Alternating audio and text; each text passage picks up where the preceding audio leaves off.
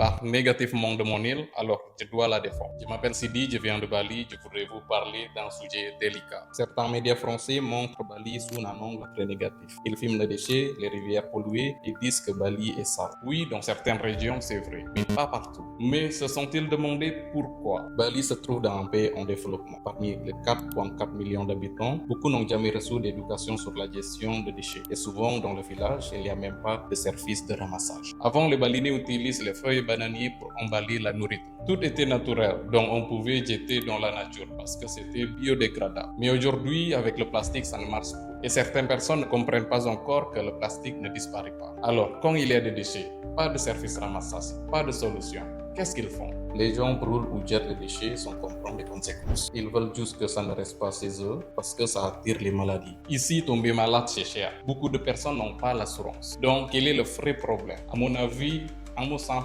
l'éducation.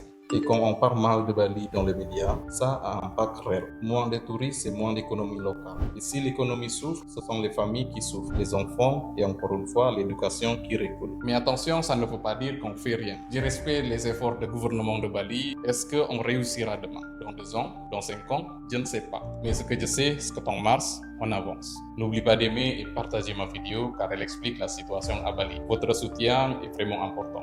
Merci beaucoup.